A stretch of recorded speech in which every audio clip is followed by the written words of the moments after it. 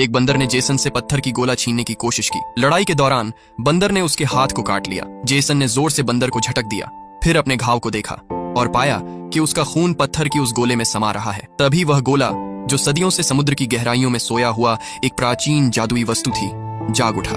पत्थर की गोला जोर से कांपने लगी और अचानक एक जबरदस्त ऊर्जा निकलकर जेसन को जमीन पर गिरा देती है। गोला आसमान में उड़ जाता है और एक जादुई छड़ी से जा मिलता है। जेसन ने हैरानी से देखा, आसमान में एक दरार सी खुल गई थी। अचानक छड़ी की रोशनी बुझ गई और वो उसके पैरों के पास गिर गई। जेसन ने छड़ी को मिट्टी से उठाया, बिना ये जाने कि उसमें कितना भयानक शक्तिशाली जादू छिपा था। तभी उसने देखा कि वो बंदर, जो अभी तक जिंदा था, कीचड़ में डूब रहा है। जेसन ने झट से छड़ी का इस्तेमाल किया और उसे बाहर खींच लिया। उसने बंदर को चेतावनी दी कि अब कभी चोरी करने की कोशिश न करे। बंदर वहीं घुटनों पर गिर गया और माफी मांगने लगा। इसके बाद जेसन उस जादुई छड़ी को लेकर वापस चला गया।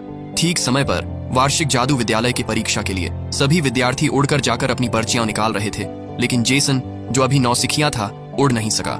वो बस जमीन से एक पर्ची उठा पाया, पर किस्मत ने उसका साथ दिया और वो सीधा दूसरी राउंड में पहुंच गया। जब उसकी बारी आई, सबको यकीन था कि वो हार जाएगा, मगर जैसे ही उसने छड़ी हिलाई, जमीन से धूल का गुब्बार उठा और जब उसने आंखें खोली, उसका प्रतिद्वंदी पहले ही गिर चुका था। जेसन फिर आगे बढ़ा। इस बार उसका सामना उसके सबसे अच्छे दोस्त से था। जेसन ने कुछ नहीं किया, लेकिन छड़ी ने खुद ही हमला कर दिया और उसके दोस्त को पूरी तरह हरा दिया। दर्शक दंग रह गए, यहाँ तक कि खुद जेसन को